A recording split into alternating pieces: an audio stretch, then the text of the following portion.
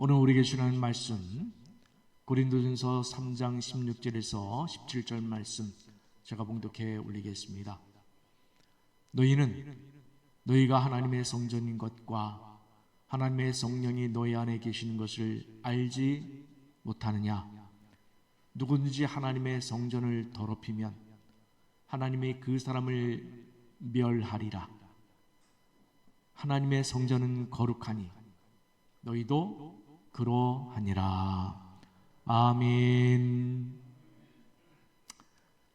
여러분, 하나님은 자기 백성의 수준을 어디까지 바라실까요? 그 해답이 이사야 5장 2절 말씀에 나오는데, 하나님은 자기 백성을 가리켜서 극상품 포도나무라 이렇게 표현해 주셨습니다. 그런데 하나님은 그렇게 바라셨는데 이스라엘 백성들은 하나님의 뜻을 버리고 떠난 결과 들포도가 되었다라고 성경은 말해주고 있습니다. 여러분, 우리가 꼭 서울의 무슨 대형 백화점의 제품이나 또 외국의 최상급 브랜드 제품을 써야, 그리고 고급 아파트 저택에 살아야 인생의 품격이 높아지는 것일까요? 아닌 줄 모두 다 알고 계시리라 믿습니다. 그렇다면 우리가 어떻게 해야 하나님이 원하시는 고품격 그리스도인, 극상품 포도나무가 될 수 있을까요? 우리 에베소서 5장 1절 말씀을 함께 봉독해 보겠습니다. 그러므로 사랑을 받는 자녀같이 너희는 하나님을 본받는 자가 되고. 아멘. 자, 여러분 한번 이 질문에 스스로 한번 답변을 한번 해보시기 바랍니다. 여러분은 하나님께 사랑을 받는 자녀이십니까? 아멘. 자, 그러면 어떻게 해야 한다고 나와 있습니까? 하나님을 본받는 자가 되어야 한다. 하나님처럼 하나님과 같은 삶을 살아야 한다라고 하나님이 원하신다는 얘기예요. 또 한 말씀 보겠습니다. 레위기 11장 45절 말씀. 나는 너희의 하나님이 되려고 너희를 애굽 땅에서 인도하여 낸 여호와라. 내가 거룩하니 너희도 거룩할지어다. 아멘. 자, 여기서도 하나님을 자신을 가리켜서 너희를 애굽 땅에서 인도하여 낸 여호와라 이렇게 표현한 이유가 무엇이라고 했습니까? 앞에 내가 너희의 하나님이 되려고라고 했습니다. 그러면 여러분은 구원받은 백성이 맞습니까? 아멘. 그러면 하나님은 나의 하나님이 맞습니까? 아멘. 그러면 우리가 어떻게 살아야 한다고요? 하나님의 거룩하신 만큼이나 나도 거룩하게 살아야 한다라는 결론은 이거예요.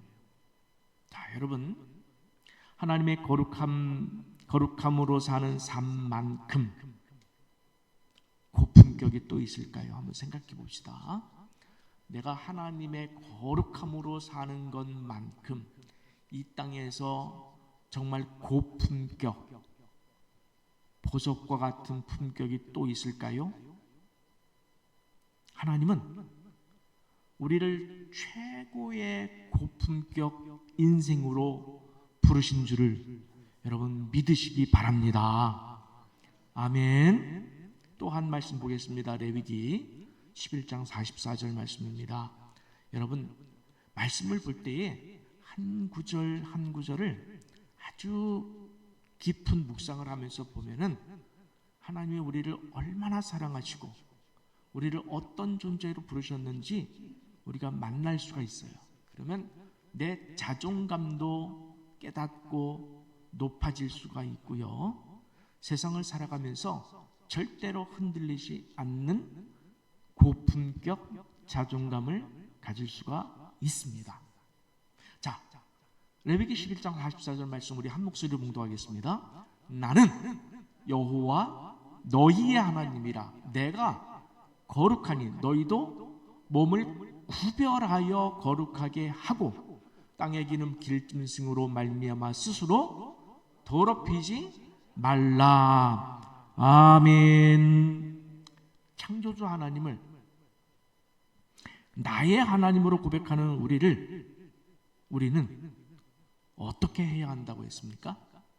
하나님의 거룩하신 만큼이나 우리도 몸을 구별하여 라고 했어요.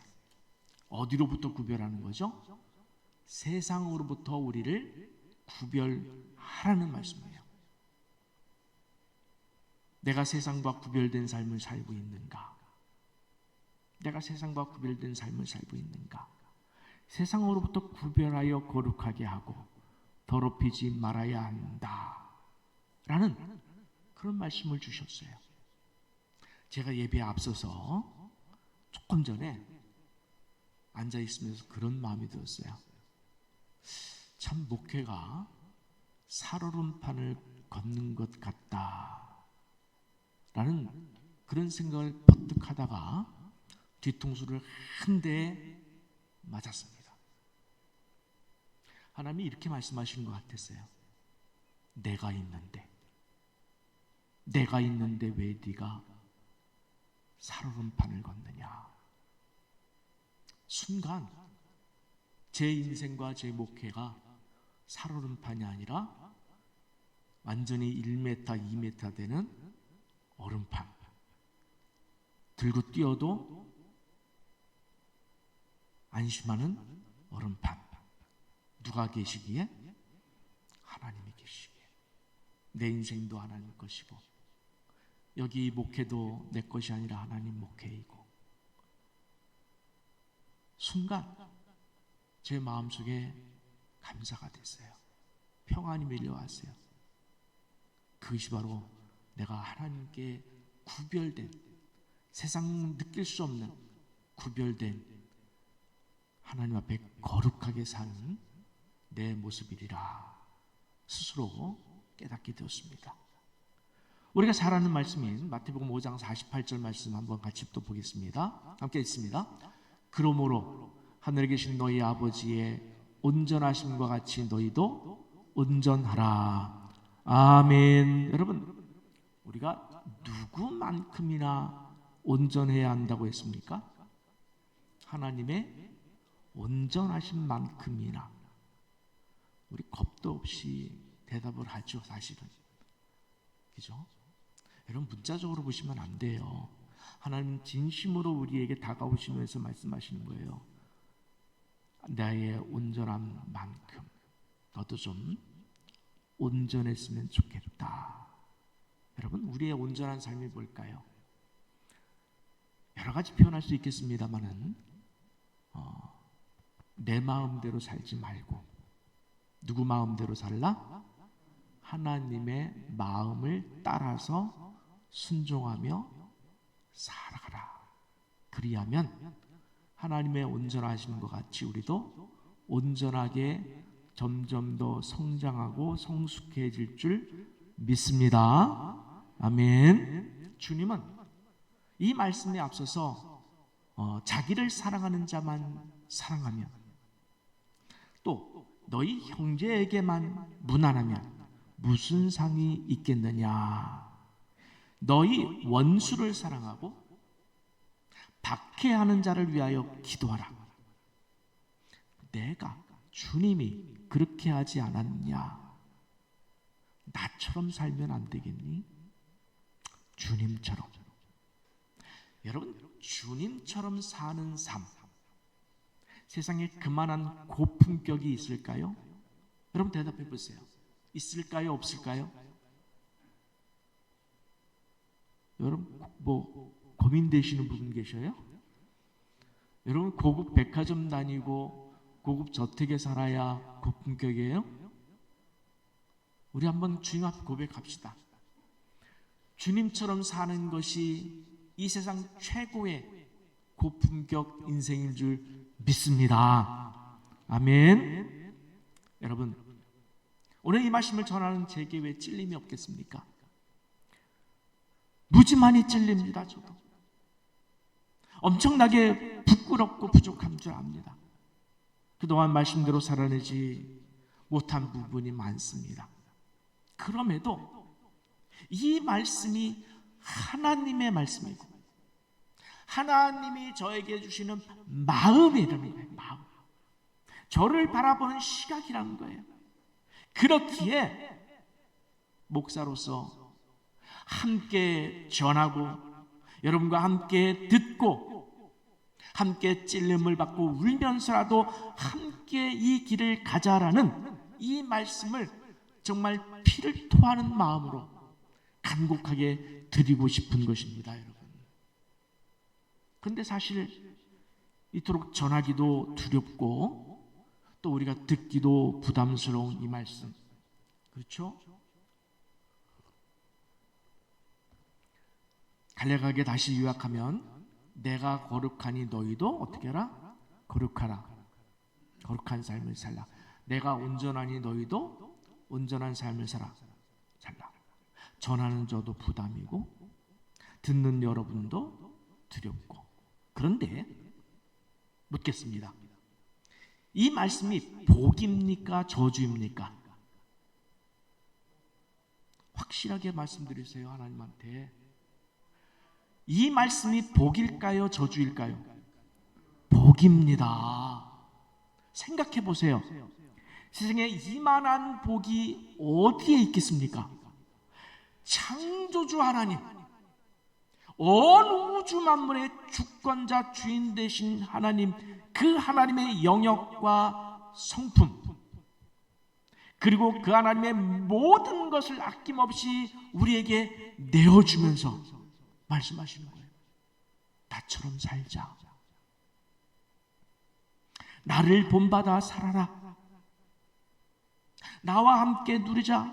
너는 내 아들이지 않느냐, 내 종이지 않느냐, 내 백성이지 않느냐, 내가 핏값으로 산 존재가 아니겠느냐, 내가 너를 얼마나 귀하게 여기는지 내가 너를 택하고 싫어하여 버리지 아니하였노라.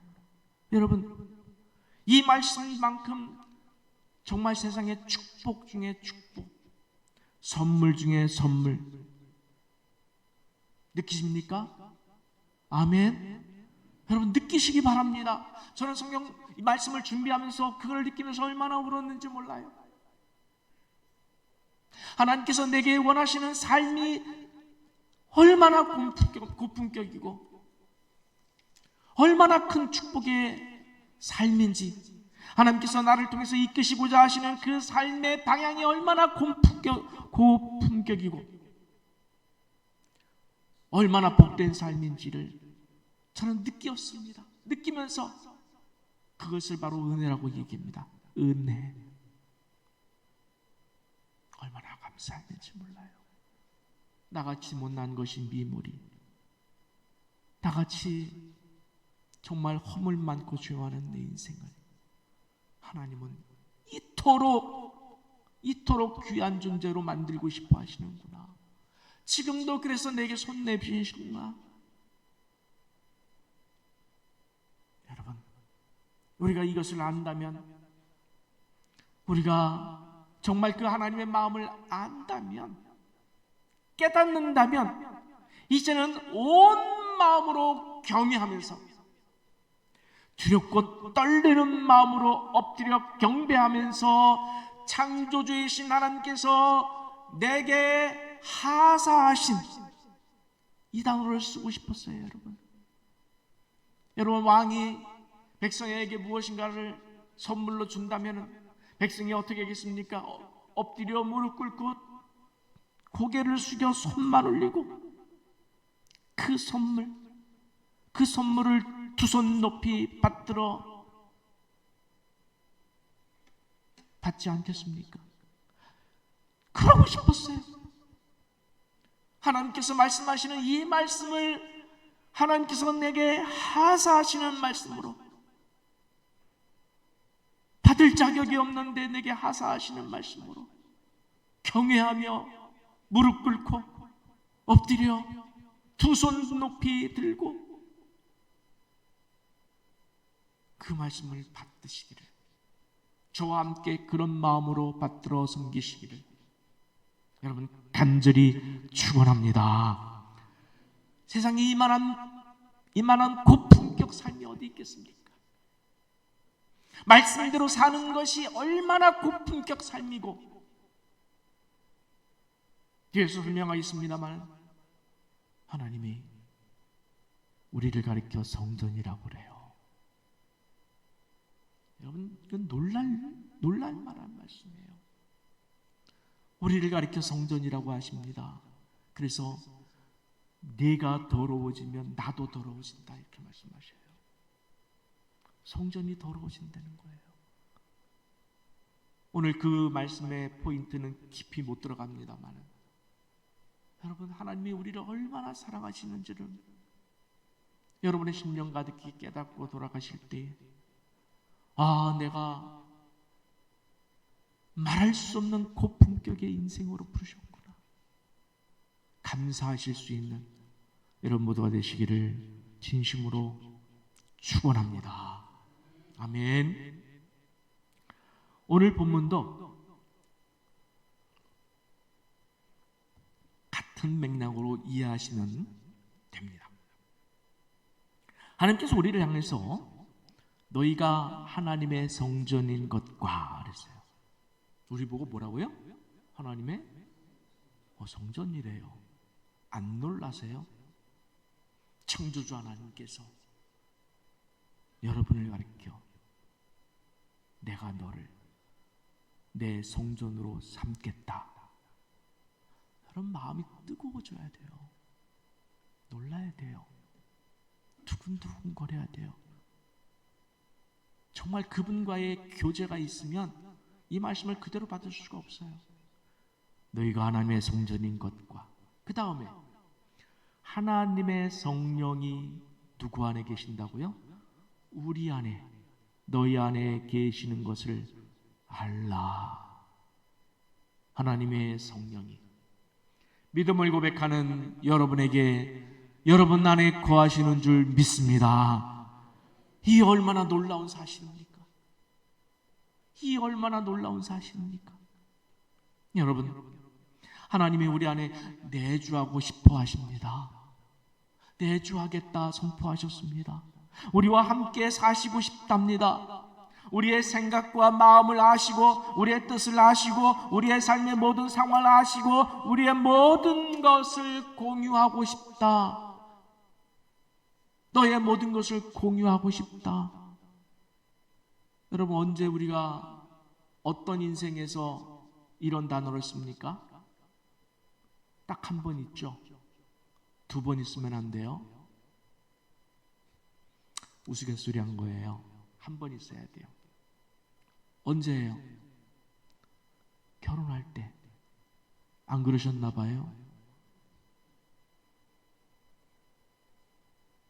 배우자 될 사람에게 내 모든 것을 당신에게 줄 수 있고, 난 당신과 모든 것을 공유하고 싶다. 내가 당신 안에 들어가고 당신이 내 안에 들어오고, 이것이 정상적인 성경이 말하는 부부예요. 그래서 성경에서는 예수님을 신랑으로 표현한 것이고 우리를 신부라고 표현한 것입니다.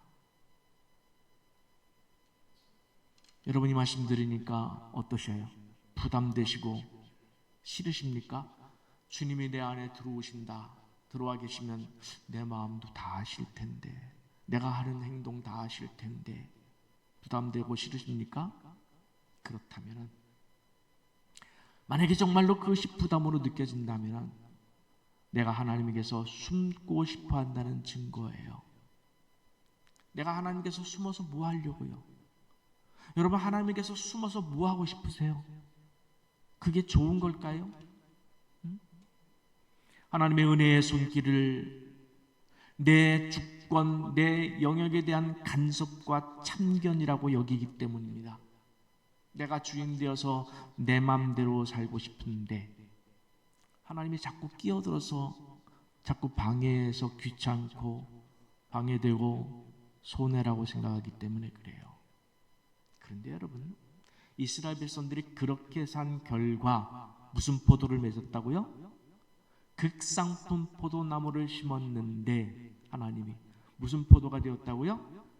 들포도가 되었다는 거예요. 여러분, 들포도로 살고 싶으십니까? 묻습니다. 여러분, 극상품 포도나무로 살고 싶습니까? 아니면 들포도로 살고 싶은지 지금 대답해 보세요. 대답해 보세요. 극상품 포도나무. 어린 자녀들과 똑같아요. 나쁜 짓을 하고 자기 마음대로 비행이라고 그랬죠. 술, 담배, 마약, 도박, 음란한 동영상 뭐 이런 거. 그때는 부모님과 함께 합니까? 부모와 함께 하고 싶어 합니까? 어떻게 합니까? 부모 몰래 부모를 피합니다. 그런데 자기가 감당하기 어려운 문제에 봉착했을 때는 누굴 찾아요? 부모님을 찾아요. 이걸 생각하니까 우리가 하나님 앞에서 어쩜 그렇게 똑같이 하는지 모르겠어요. 지 맘대로 살고 싶을 때는 하나님에게 숨어 살고 싶어. 숨어서 지 뜻대로 안 되고 하나님 뭔가 어렵고 힘들 때는 주여 부르고. 어쩜 그렇게 똑같을까? 하나님이 내 안에 거하심을 통해서 내가 거룩한 성전이 되기 위해서는 여러분, 우리의 데스티니예요. 이거는 운명이에요. 저는 그렇게 말씀드리고 싶어요. 여러분의 운명이고 숙명이에요. 뭐가? 하나님이 여러분을 부르셔서 너를 내가 나의 성전으로 삼았다. 내가 네 안에 들어가겠다. 이거는 거부할래 거부할 수 없는 운명이에요. 그러기 위해서는 우리는 반드시 우리의 죄악과 불순종을 떠나야 되는 거예요. 성결과 거룩으로 하나님만 의지하라고 살라는 명령이고 축복입니다. 나쁜 짓을 하지 말고 제멋대로 살지 말고 음란하고 탐욕스러운 삶을 떠나서 24시간 나와 함께 살자. 하나님과 함께 살자. 여러분, 이것이 축복으로 와닿습니까? 아멘 하실 수 있기를 바랍니다. 바랍니다. 뭔가가 생각나서 이제 그거 못할 텐데, 그 숨어서 하던 거 못할 텐데, 이번 기회에 끊어버리세요. 이번 기회에 버리세요. 이제는 하나님에게서 숨지 않겠습니다. 이제는 하나님에게서 떠나지 않겠습니다.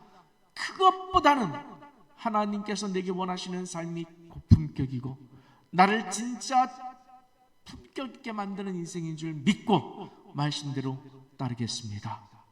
여러분, 이렇게 고백할 수 있어야 돼요. 왜 그럴까요?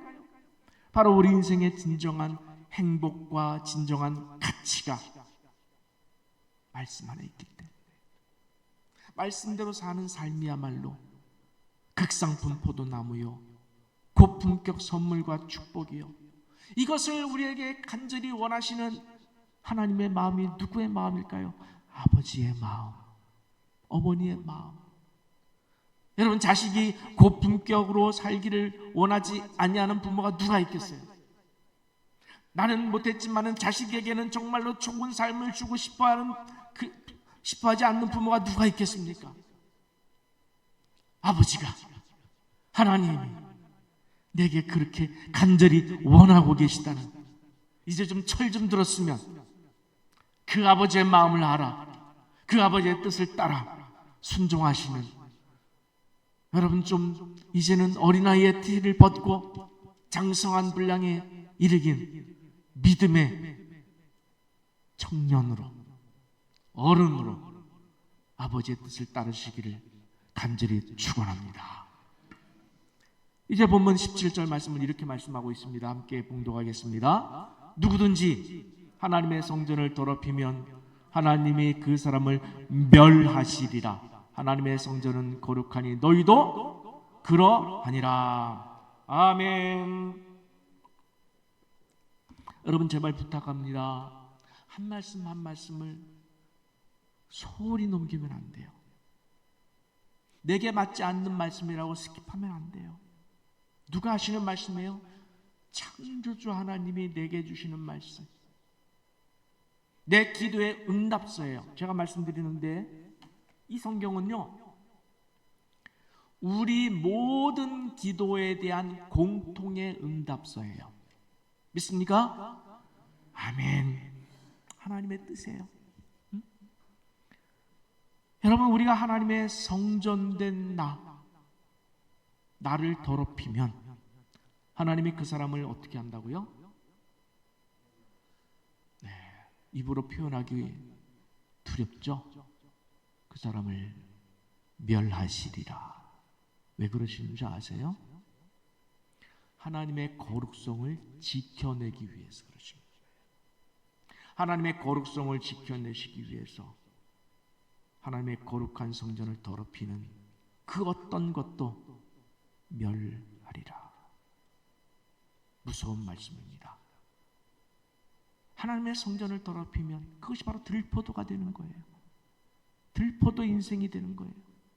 또 성전을 더럽힌다, 나를 더럽힌다라는 상황은 하나님이 내 인생에서 주권 행사하심을 거부하는 거예요. 한마디로 말해서 여러분이 우리가 자주 입에 언급하는 믿음, 나는 믿음이 있다? 글쎄요, 그건 믿음이 없는 거예요. 죄송하지만 진짜 믿음이 아니에요. 그래서 저는 이걸 늘 여기다 붙여놓는 거예요. 우리가 경각심을 갖고 싶고, 저도 경각심을 갖고 싶고, 진짜 믿음, 진짜 성도, 진짜 목사, 진짜 교회. 여러분, 하나님의 주권을 거부하는 것은 진짜 믿음이 아닙니다. 그러니 당연히 하나님 나라에 들어갈 수가 없죠.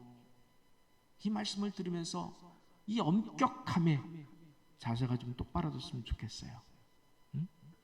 이스라엘 백성들이 그랬습니다. 이스라엘 백성들이 이사야 1장 16에서 17절 말씀 한번 같이 좀 봉독하겠습니다. 너희는 스스로 씻으며 스스로 깨끗하게 하여 내 목전에서 너희 악한 행실을 버리며 행악을 그치고 선행을 배우며 정의를 구하며 학대받는 자를 도와주며 고아를 위하여 신원하며 과부를 위하여 변호하라 하셨느니라. 아멘. 여러분, 이 말씀에 꼭 아멘 하시기 바랍니다. 아멘. 반드시 아멘 하시기 바랍니다. 아멘. 왜 제가 강조하냐면 이 말씀을 떠나면 큰일 나기 때문에 그래요. 이스라엘 백성들은 하나님의 뜻이 이 말씀을 순종하길 거부했습니다. 하나님에게서 마음이 떠났습니다. 그러면서 하나님께는 어떻게 했냐? 많은 제물의 제사를 드리면서 이러면 하나님과의 관계가 좋아지겠지, 별 문제 없겠지. 그런데 그 많은 제사와 제물에 대한 하나님의 답변이 이사야 1장 12절에서 15절에 나와 있는데 제가 요약을 했습니다. 너희가 오는 것은, 이건 성경 말씀 요약이에요. 너희가 내게 오는 것은 내 마당만 밟을 뿐이라는 거예요. 이건 우리가 얼마나 부끄러워도 막 얼굴이 붉어져야 되는 부분이에요. 헛된 재물을 다시 가져오지 말라. 너희 악행에, 아까 그 말씀에 순종하지 않으면 너희 악행에 내가 더는 못 참겠다. 내게 무거운 짐이다. 그러면서 보세요. 같이 읽습니다. 너희가 손을 펴도 내가 보지 않을 것이며 너희가 기도해도 내가 듣지 않은 것은 너희 죄악 때문이다. 아멘. 무섭지만 하나님 말씀이에요. 우리는 아무 때나 기도하면 하나님이 들어주신다 이렇게 생각하시죠? 아니라는 거예요. 여러분, 만약에 하나님께서 오늘 내게도 이렇게 말씀하시면 어떡하죠?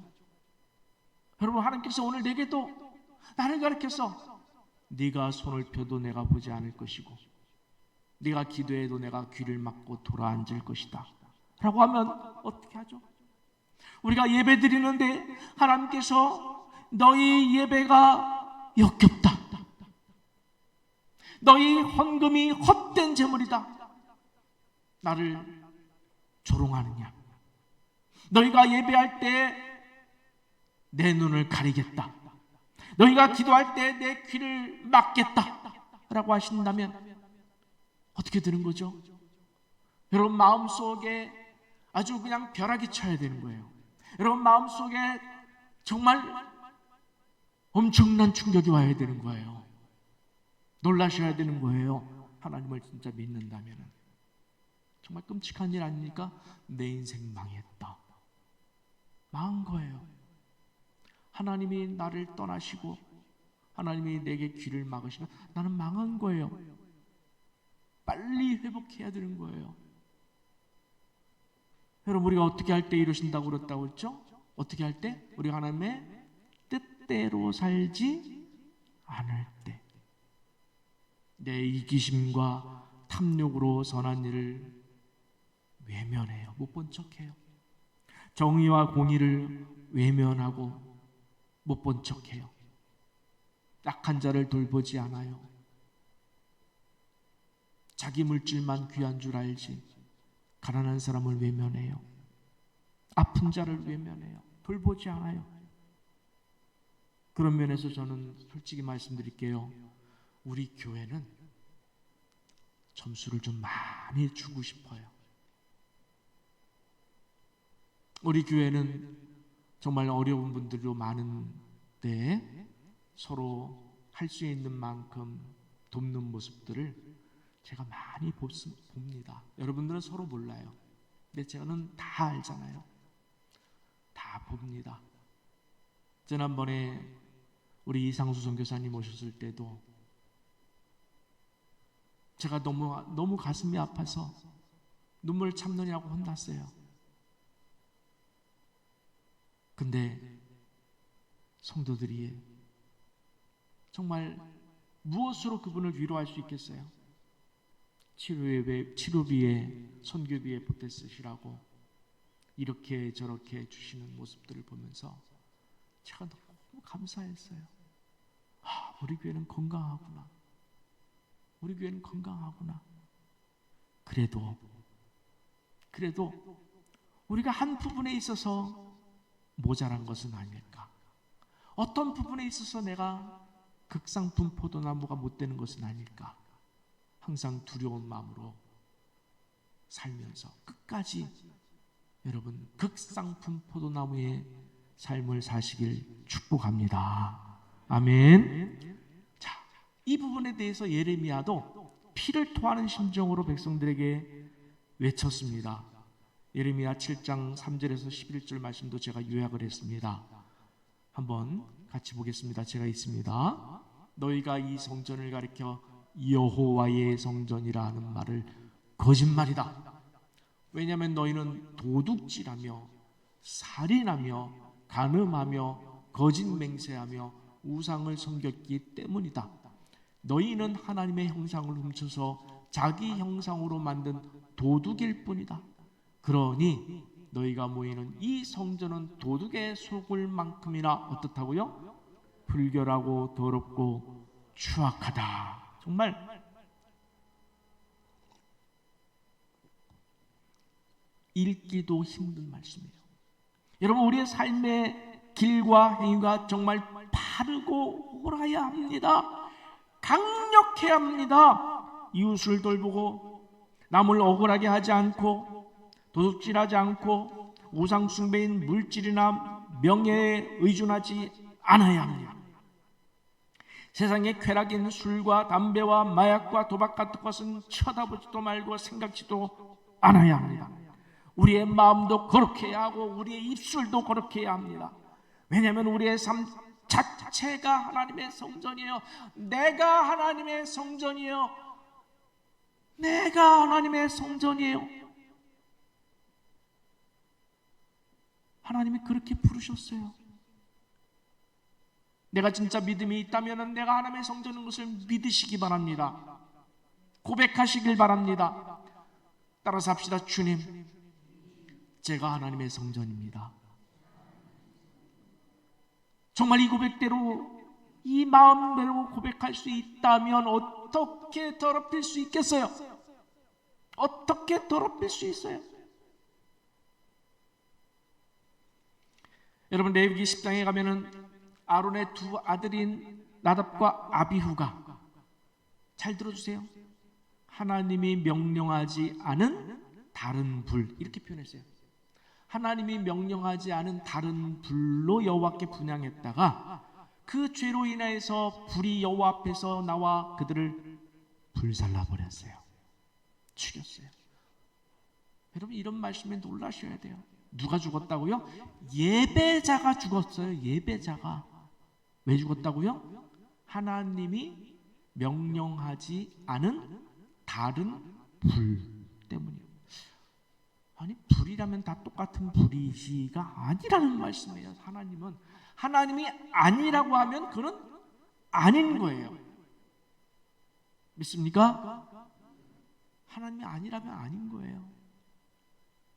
구별된 불, 하나님이 명령하신 그 불이어야 했는데 그 불이 얼만큼이나 중요하다고요? 우리가 죽을 수도 있을 만큼 중요하다는 거예요. 이 말은 무슨 말이냐? 하나님의 명령하신 그 디테일한 모든 것들이 얼마나 중요하냐? 우리가 죽을 수도 있을 만큼 중요하다. 여러분, 이렇게 받아들였으면 좋겠어요. 이렇게 받아들이세요. 여러분, 저와 여러분을 볼 때 저도 마찬가지예요. 우리가 하나님의 명령을 너무 가볍게 여기면서 사는 것은 아닐까 하고 두려움에 휩싸일 때가 좀 많이 있습니다.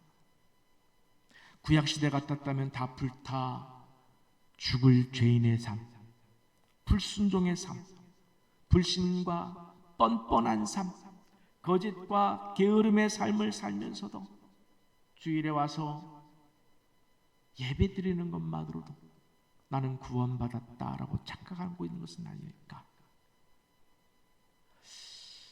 저 스스로 두렵고 무섭습니다. 여러분, 지금 저와 여러분의 삶이 하나님의 성전일까? 성전다운 삶을 사는 것일까? 하나님을 본받는 삶일까요? 하나님처럼 거룩한 삶일까요? 하나님처럼 온전한 삶일까요? 내가 하나님과 같은 마음일까요? 하나님이 원하시는 극상품 포도나무, 고품격의 성도일까요? 하나님의 눈으로 세상을 보고 하나님의 마음으로 살고 하나님의 관점으로 세상의 가치를 평가하고 있을까요? 돈은 일만하게 뿌리라고 했는데, 돈을 사랑하면 믿음에서 떠난다고 했는데, 과연 내 마음도 하나님의 마음과 같을까요? 하나님은 의와 경건과 믿음과 사랑과 인내와 온유를 따르면서 믿음의 선한 싸움을 싸워내라, 거기에 목숨을 걸라 하셨는데 나도 그렇게 살고 있을까?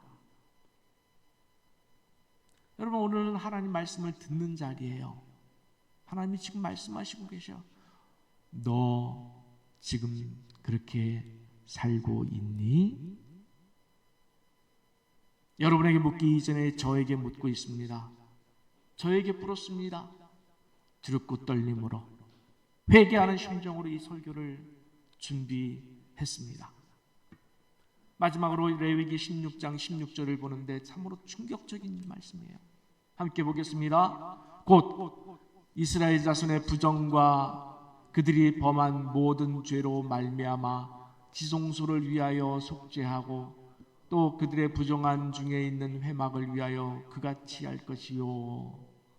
아멘. 좀 어려워서 여러분 잘 와닿지 않을 수도 있는데, 오늘 시간이 없어서 이 말씀을 깊이 들어가진 못하지만 여러분, 자 보세요. 이스라엘 자손의 부정과 그들이 범한 모든 죄로 말미암아 어디를? 지성소를 위하여 뭐 해야 된다고요? 속죄해야 된다는 말이에요. 이 말은 무슨 말일까요? 이스라엘 백성들의 죄로 지성소가 더러워진 거예요. 더러워진 거예요. 다음에 설명드리겠습니다마는 죄는 오염성이 있어요. 죄는 오염성이 있어요. 그런데 거룩은 오염성은 없어요. 거룩은 의식을 통해서 그 거룩이 회복되는 것이지 오염성은 없어요. 이거 좀 어려운 얘기인데 여러분 그건 이해하지 못한다 하더라도 충격받아야 돼요. 이스라엘 백성들의 죄로 인해서 뭐가 더러워졌다고요?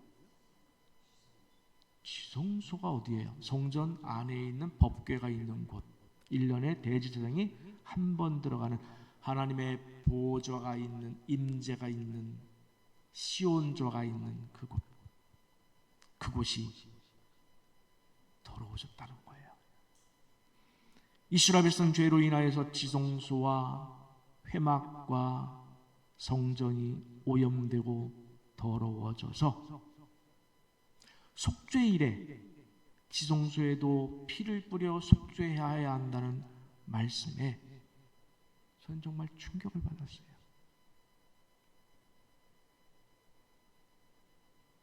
내 죄로, 하나님의 백성의 죄로, 우리 죄로 성전까지 더러워진다는 사실에 놀랐습니다. 우리는 성전 시대를 살고 있지 않습니다. 성전은 이미 예수 그리스도로 완성되어서. 그렇다면 이 말씀을 바꿔 말하면 내 죄로 인해서 누가 더러워진다는 거예요? 예수 그리스도가 더러워진다는 거예요. 무서운 얘기 아닙니까? 자, 내 죄로 인해서 이 예배가 더러워진다는 거예요. 내가 죄를 그대로 품고 이 자리에 앉아서 고집하고 있다면, 회개하지 않고 여전히 내가 나갈 때 하나님의 말씀에 순종하려고 하지 않는 굳은 마음, 완고한 마음, 완악한 마음이 있다면 이 예배가 더러워졌고 이 예배가 진짜 예배가 될 수 없다는 그 사실에 우리는 좀 심각해야 돼요. 하나님은 우리에게 심각하게 오십니다. 무슨 말이냐면 설렁설렁 오시질 않아요. 엄격하게 오셔요. 그러면 우리도 하나님을 어떻게 받아들여야 돼요?